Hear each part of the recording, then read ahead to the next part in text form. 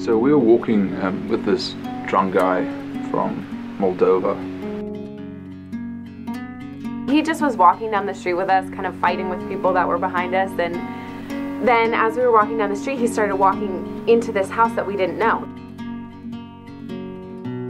And he was walking in this neighborhood and showing me towards a house, and he didn't speak English at all. And so he turned around and tried to say something to one of our teammates. I don't know even how he said it, but he just looked at me and went like, sick people. And so the drunk man disappeared into the house. And our teammate turned back to us and was like, guys, there's sick people. We need to go.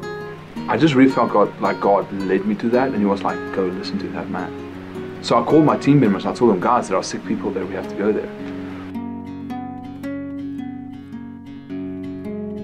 We were like, okay. So we followed him into the house, and in the house there was an elderly man. He looked to be in his 80s, sitting on a bed, and his legs just were total skin and bone. There was no muscle tissue to them at all.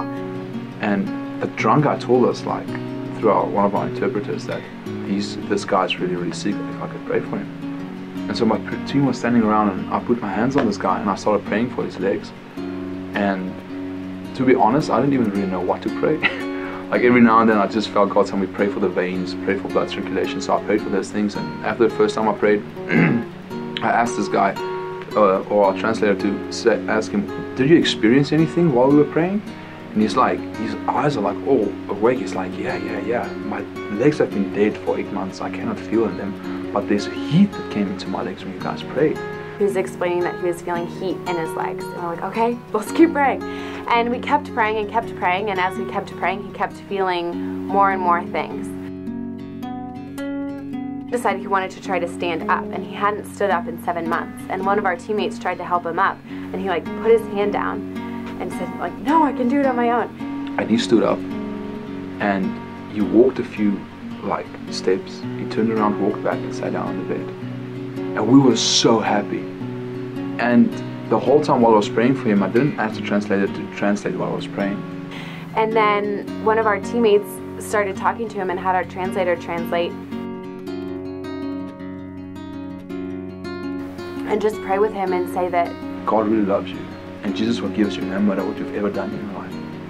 At the moment when our translator translated Jesus loves you, no matter what you've ever done, this guy just broke down and wailed, was bawling, and like almost like a deep inner cry that I've never heard from an old man like that. And then I just told the translator, the only thing you should do is just accept Jesus as your king.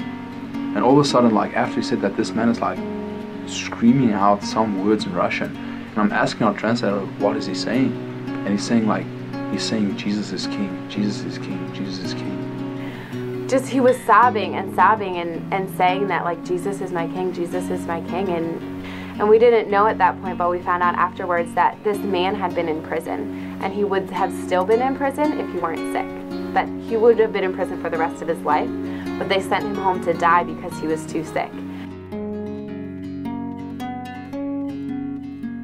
And then now here he is sitting in this house in Moldova, waiting to die. We had something that could help this man, and he had the faith that we could help him.